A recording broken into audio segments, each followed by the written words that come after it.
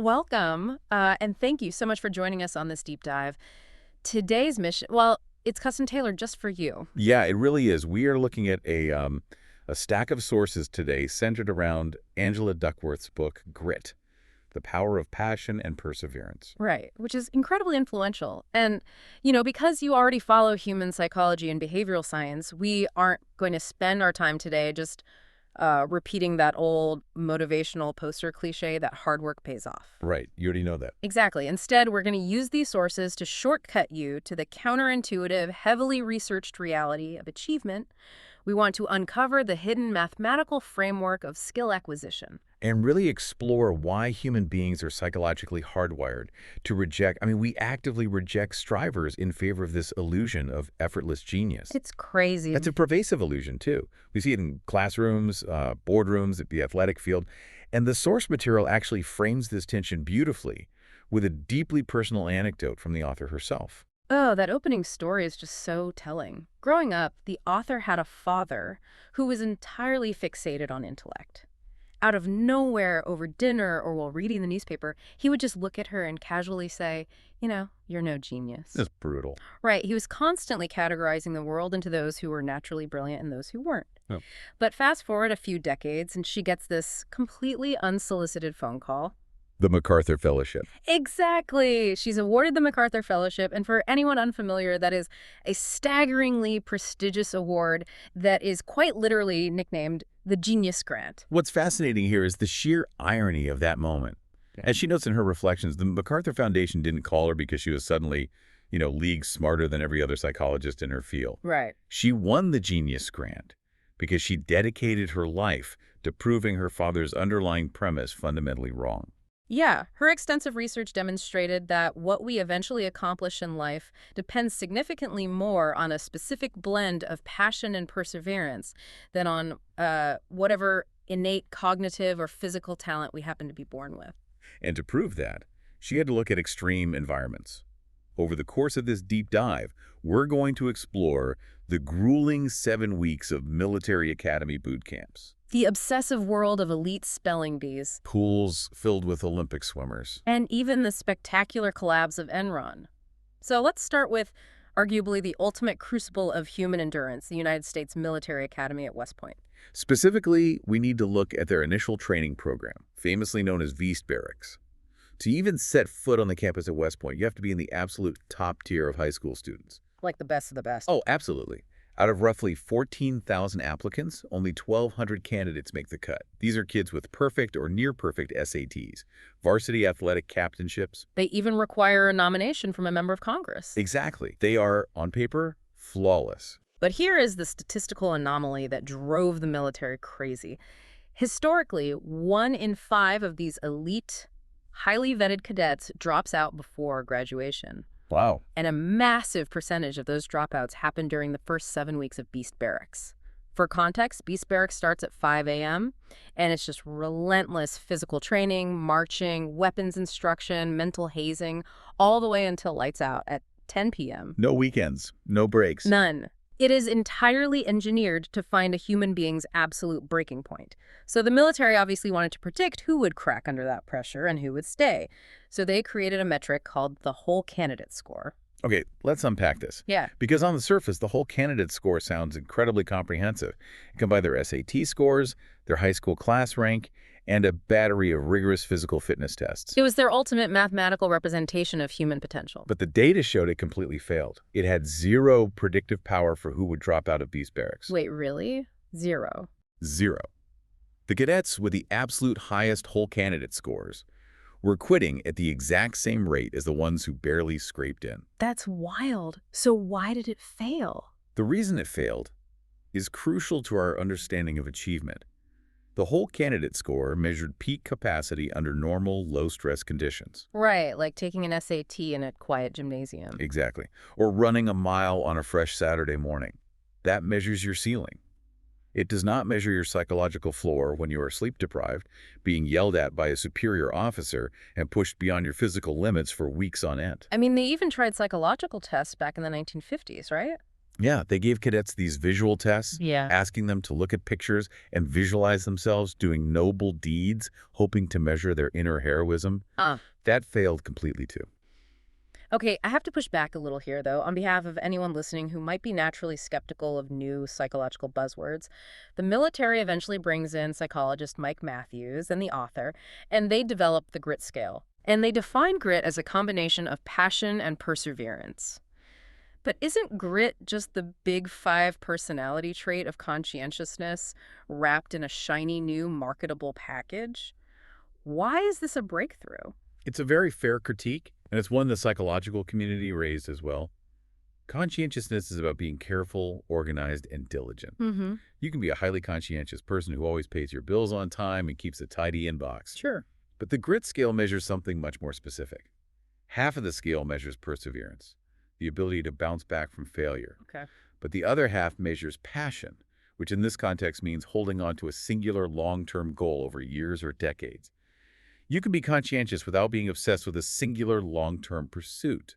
And the predictive power of this specific combination was undeniable. Right, because the data they got from this scale was staggering. They gave the grit scale to West Point cadets on their second day, and it accurately predicted exactly who survived Beast Barracks. And it didn't just work on military cadets. No, it proved to be a nearly universal metric. The author took the same scale into the civilian world. It accurately predicted which salespeople would survive in high-turnover timeshare companies. It predicted which students in under-resourced Chicago public schools would actually graduate. It even predicted who would make it through the Green Berets' notoriously brutal selection course. And I think the most fascinating application of this was the Scripps National Spelling Bee. Because when you look at children spelling incredibly obscure medical dictionary-level words, you assume they just have a freakish, innate verbal intelligence. Totally. You just assume they're born human dictionaries. But the sources show that verbally talented kids didn't necessarily study more, and they didn't reliably advance further in the competition. The grittier kids went further, regardless of their innate verbal talent. Because they were the ones willing to sit at a desk and practice spelling archaic words for hours and hours a day. Right, sacrificing their weekends to do rote memorization. Innate talent didn't dictate their stamina for boredom. Which leads to a piece of data from the Ivy League that I want you to explain because it feels completely counterintuitive. Okay.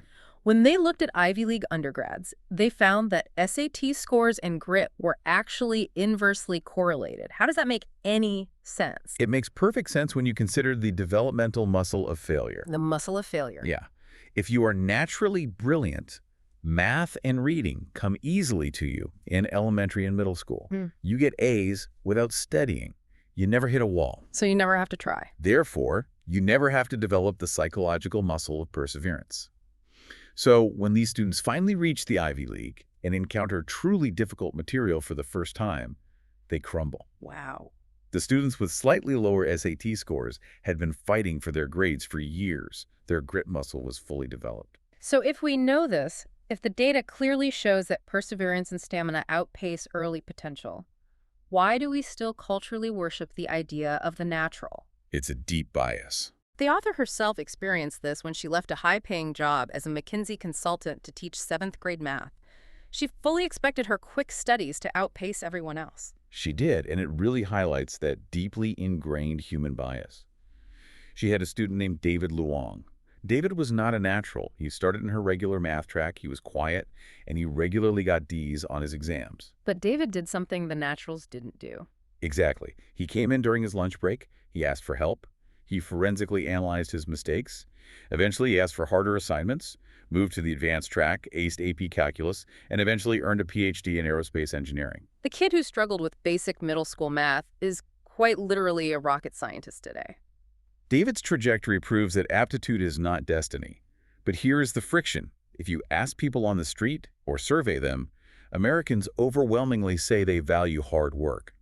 The ratio is something like 5-to-1 in favor of effort over intelligence. We all claim to love the underdog. We say we do, but our actions betray a very different reality.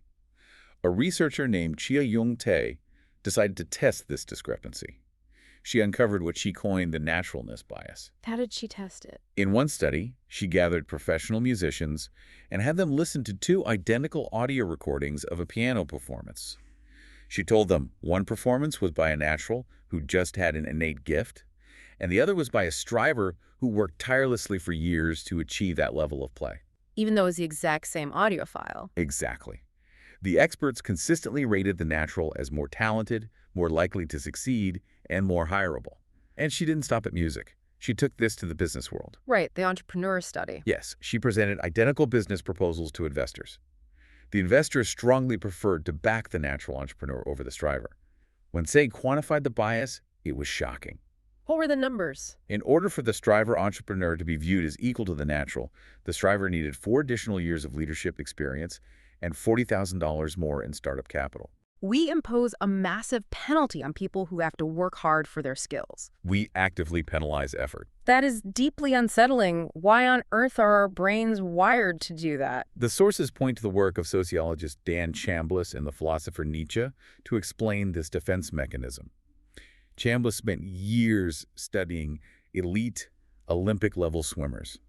He built a landmark study called The Mundanity of Excellence. The Mundanity of Excellence. That's a great title. His conclusion was that there's no magic in greatness.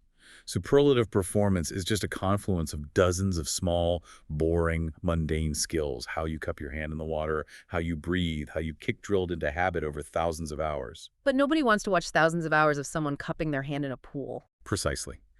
When we watch Mark Spitz or Michael Phelps at the Olympics, we don't want to see the mundanity. We want to point at them and say, he's a fish, he's a mutant, he was born for the water. And Nietzsche explained exactly why we do this. He argued that our own vanity promotes the cult of the genius. If we view a great performer as a magical, fully formed genius, it lets us off the hook. So it's a defense mechanism for our own egos. If Mark Spitz is divine, if he is a literal fish, then I don't have to feel bad about the fact that I'm sitting on the couch eating potato chips.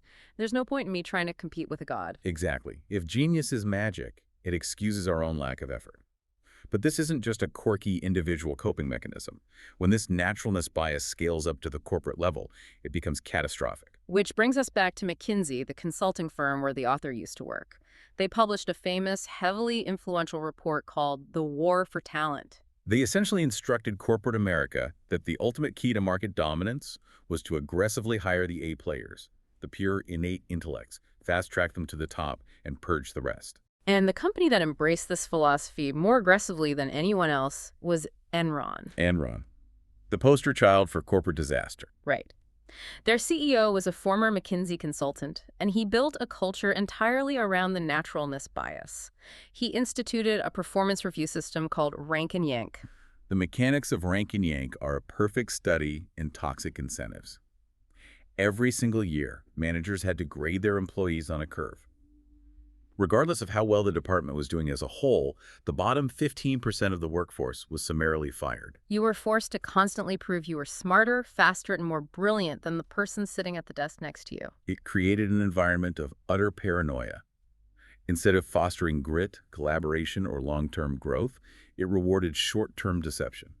Everyone had to constantly look like a genius. Because admitting you needed help or extra time to learn a skill like David Luong did in math class would literally get you fired. So they hid their failures, which inevitably led to massive systemic accounting fraud and, at the time, the largest corporate bankruptcy in U.S. history. By shining a spotlight exclusively on pure, unadulterated talent, Enron left integrity and perseverance completely in the shadows. They built a house of cards on the illusion of effortless perfection.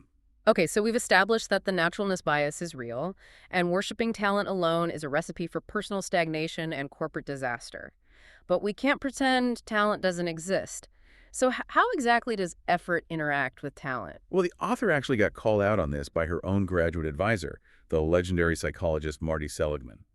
He essentially scolded her, saying she had a lot of interesting data, but she lacked an actual cohesive theory of achievement. It was a harsh critique, but a vital one. Data without a unifying framework is just trivia. Here's where it gets really interesting.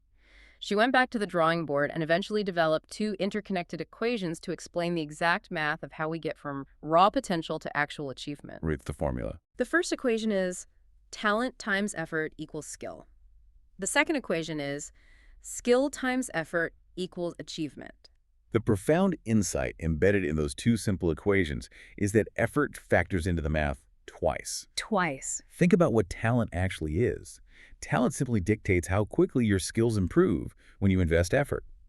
If you and I both practice piano for an hour, the more talented person will extract more skill from that hour. But skill alone isn't the finish line. Exactly. Having a high level of skill doesn't mean you've achieved anything. A beautiful singing voice in the shower is just a skill. To turn that skill into a Grammy-winning album, an achievement, you have to apply that skill with even more effort. You have to write the songs, book the studio, endure the grueling tours. Therefore, someone who is twice as talented as you, but only half as hardworking, might reach the exact same skill level. But over time, the striver will completely outpace the natural because the striver's continued effort keeps multiplying their output. We see this exact dynamic in the real-world examples from the sources. Look at Warren McKenzie. The pot. Yes, he famously threw 10,000 offal pots before he mastered his craft. He became a legend not through a sudden burst of inspiration, but through sheer volume and refinement over time. And look at the novelist John Irving. Could you explain his background? Because on paper, he had absolutely no business becoming one of the most celebrated writers of his generation. John Irving is the living embodiment of effort factoring twice. If you look at his raw talent metrics, they were abysmal. He scored a 475 on his verbal SAT, meaning nearly two-thirds of the entire country scored higher than he did. Wow. He received a C- in high school English. He struggled with severe dyslexia. Reading and writing were incredibly slow, laborious processes for him. So how does a guy with a C- in English write the world, according to Garp? Because he understood that he had to overextend himself. He had the psychological stamina to rewrite his drafts endlessly. He compensated for his lack of innate verbal fluency with a monstrous capacity for effort. He explicitly noted that doing something over and over again eventually makes the unnatural become second nature. His effort built his skill, and his continued effort turned that skill into legendary achievement. Will Smith talks about this exact same phenomenon. He is incredibly candid about the fact that he does not consider himself particularly talented or even particularly smart. But he says his advantage is what he calls a sickening work ethic. Yes, he has a very visceral way of describing it. He does. He famously said that if he and someone vastly more talented get on a treadmill together, there are only two possible outcomes. Either the other guy gets off first, or Will Smith is going to die on that treadmill. Which, I'll be honest, if you put me on a steep treadmill set to a sprint, my ultimate concern is going to be finding the stop button. Same here. But it's funny you mentioned the treadmill because that metaphor connects directly to one of the most brutal and revealing psychological experiments in history. In 1940, researchers at Harvard University designed a study known as the treadmill test. Right, the treadmill test. They took 130 healthy young men and put them on a treadmill. But this wasn't a standard jog. It was set at a steep angle and run at a punishingly high speed. The researchers wanted to see how long it would take for these men to simply give up. It sounds like physical torture disguised as science. It was incredibly demanding, both physically and psychologically. The average man lasted only 4 minutes before tapping out. But the physical data wasn't the point. Decades later, psychiatrists named George Vaillant tracked down these exact same men to see how their lives had unfolded. He analyzed their careers, their marriages, and their overall mental health. And what he found is mind-blowing. The sheer amount of time a 20-year-old stayed on that punishing treadmill, even after the researchers statistically adjusted for the baseline physical fitness of the subject, accurately predicted their overall psychological adjustment and professional success throughout their entire adult lives. It was the ultimate empirical proof of Woody Allen's famous, quote, 80% of success in life is just showing up. But here is the critical nuance of grit showing up once or staying on the treadmill for 5 minutes isn't enough. Grit isn't just about surviving a single intense burst of pain. It is about waking up the next day and the day after that and willingly getting back on the treadmill for years. And that kind of sustained endurance requires an immense amount of passion. Which brings us to a massive misconception. When most people hear the word passion, they think of fireworks. They imagine this intense, fleeting infatuation or an entrepreneur pulling 3 all-nighters in a row because they are just so fired up about an idea. But the sources are clear. Enthusiasm is incredibly common. Endurance is rare. Passion is not fireworks. Passion is a compass. If we connect this to the bigger picture, a compass takes time to build and it takes time to calibrate.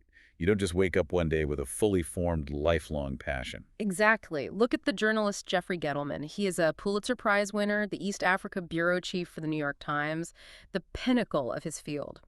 But he didn't just find his passion one afternoon. He painstakingly built it over a decade. He started out in college simply knowing he felt a connection to East Africa, but he had no idea how to turn that into a life. So he started taking Swahili classes. He wrote for a student paper at Oxford. He took a low-level internship at a tiny newspaper in Wisconsin, then Florida, then Los Angeles. All of these were deliberate, often boring, sometimes demoralizing steps to eventually navigate his way back to Africa. The way to structure that kind of decade-long navigation is through what Seattle Seahawks coach Pete Carroll calls a life philosophy, or a goal hierarchy. To truly understand passion, you have to visualize your goals as a pyramid. A pyramid. Yes. At the very bottom are your low-level goals. These are your daily mundane tasks: answering emails, making phone calls, attending meetings. They have no intrinsic value. They are merely means to an end. Above them are your mid-level goals, like getting a promotion or finishing a specific project. And at the very top of this pyramid is one singular top-level goal. This is your ultimate concern. This is the compass that guides everything else. For a highly gritty individual, almost all of their low and mid-level goals point directly upward, serving that one ultimate concern. But organizing your life like that and ignoring shiny distractions is incredibly difficult, which is why the sources highlight a ruthless prioritization trick from Warren Buffett. Oh, the 25-goal rule. Yes. The story goes that Buffett told his personal pilot to write down a list of his top 25 career goals. Then do some deep soul searching and circle the top 5. Just 5. The pilot assumed the remaining 20 goals would be his backup plan or things to work on in his spare time. But Buffett told him no. Those 20 goals are now your avoid at all costs list. They are the most dangerous things in your life because they will eat up the limited time, energy, and cognitive bandwidth you need to achieve the 5 things that actually matter. It requires immense discipline to intentionally ignore things you care about. But this hierarchy also clarifies a major misunderstanding about what grit actually is. Grit is not stubbornly, blindly pursuing every single low-level goal no matter what. Right. There's a difference between being gritty and just being stupidly stubborn. Exactly. If a low-level goal is blocked, you shouldn't just beat your head against a brick wall. The sources use the example of Roz Chast, the brilliant cartoonist for The New Yorker. She revealed that her rejection rate for her cartoons is around 90%. A 90% failure rate at the absolute peak of her profession. Yes. Yep. Every single rejection is a blocked, low-level goal. But gritty people like Chast don't quit, and they don't keep submitting the exact same rejected cartoon over and over. They simply cross out that blocked low-level path, figure out a different mid-level strategy, draw a new cartoon, and keep moving. They are highly flexible at the bottom of the pyramid. They only refuse to quit on their top-level goal. Chast will give up on a specific joke, but she will never give up her ultimate concern of being a cartoonist. So what does this all mean? Let's synthesize the blueprint for you listening right now. Talent is a real biological variable, yes. It dictates how fast you learn a skill on day 1, but effort dictates how far you actually go in life, because mathematically, effort counts twice. It builds the skill, and then it applies the skill. To reach your potential, you have to actively fight your own brain's naturalness bias. Stop looking for the magic and recognize that excellence is just a massive accumulation of mundane, boring tasks done consistently over time. And to survive that mundanity, you need a compass. You need to ruthlessly organize your goal hierarchy, align your daily to-do list with one ultimate concern, and be willing to stay on that treadmill day after day. This raises an important question to leave you with, building on the broader implications of these sources. We've talked extensively about how you, as an individual, can cultivate your own internal grit. But consider the environments you inhabit or the environments you have the power to create: your workplace, your classroom, your family. Are you inadvertently fostering an Enron-style cult of genius that secretly punishes effort, demands instant perfection, and normalizes quitting when things get difficult? Or are you actively building a culture where the daily unglamorous treadmill of practice is explicitly celebrated over the toxic illusion of effortless talent? It is something to seriously think about the next time you find yourself praising someone simply for being a natural. Truly. That is a phenomenal question to end on. Thank you so much for joining us on this deep dive into the true architecture of achievement. We hope this equips you with a new lens to view your own potential. Keep refining your compass, keep embracing the mundane, and most importantly, keep showing up.